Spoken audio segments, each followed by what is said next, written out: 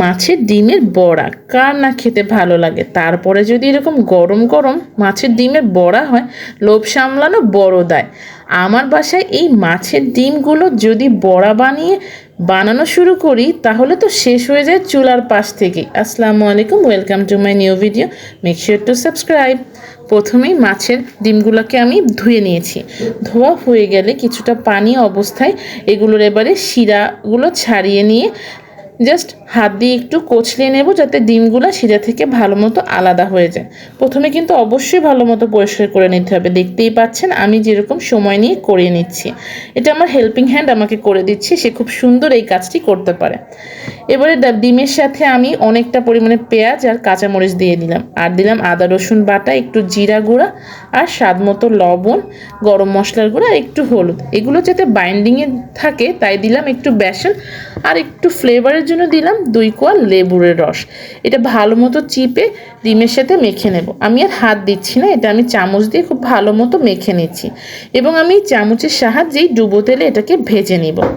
এটা আমার রান্না পর্যন্ত গড়ায় না, এতটাই বেশি পছন্দের আমার বাসার সবার এই মাছের ডিমের বড়া। কড়াইতে অনেক বেশি পরিমাণে তেল নিয়ে নিচ্ছি। তেলটা গরম হতে থাক, আমার তখন মনে পড়লো আরে ধনে পাতা দেওয়া হয়নি, তাই ফ্রিজে ফ্রোজেন ধনিয়া পাতা নিয়ে এসে এতে মেখে নিলাম। এর মধ্যে তেলটাও গরম হয়ে গিয়েছে। এবারে মিডিয়াম টু লো হিটে চামচে করে একটু একটু পরিমাণ, যতটুকু পরিমাণে বড়ার আমি সাইজ রাখবো সেইভাবে বড়াগুলো তেলের মধ্যে ছেড়ে দিচ্ছি। এটাকে আমি পুরোটাই কুক করে নিব এই তেলের মধ্যে। বেশি সময় লাগে না, কিন্তু এত সুন্দর ফ্লেভার ছড়াচ্ছিল বলার মতো না। ব্যাস, আশেপাশে সবাই বাটি নিয়ে চলে আসছে অলমোস্ট। আমি তৈরি করছি, এই যে একবার এসে নিয়ে চলে যাবে, তাই জন্য আমি আপনাদের দেখিয়ে দিলাম কত সুন্দর বাদামি রঙে হয়েছে। এক স্টেপ তো বাসার মানুষ নিয়ে চলে গেল, তারা টিভি দেখতে দেখতে খাবে বলে। আরেকটা আমি নেক্সট পার্টটা চাপিয়ে দিলাম। খুব সুন্দর করে এগুলো ভেজে নিচ্ছি। দেখতেই পাচ্ছেন কি সুন্দর একটু থিক থিক হয়েছে, থিন কিন্তু আমি করছি না। এগুলোর মধ্যে যখন আমি আবার গ্রেভি তৈরি করব তখন এত সুন্দর রস টেনে নেবে বলার মতো না।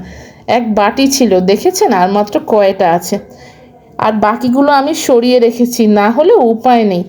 যাই হোক, বড়াগুলো বানানো শেষ। এগুলো কিন্তু গরম ভাতের সাথে খেতে যেরকম লাগে, একটু যদি ঘন ডাল পাওয়া যায় তাহলে সাদা ভাত দিয়ে ডাল মেখে বড়া কামড়িয়ে কামড়িয়ে খেতে কিন্তু অসাধারণ। এইদিকে গল্প করতে করতে চুলায় তেল দিয়ে তাতে 2-1টা আলু দিলাম, একটু দিলাম পেঁয়াজ বাটা, সাথে মশলা।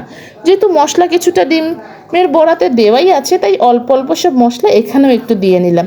সব কিছু ভালো মতো কষিয়ে নেব আলুর সাথে। কষানো হয়ে গেলে একটু পানি দিয়ে দিতে হবে।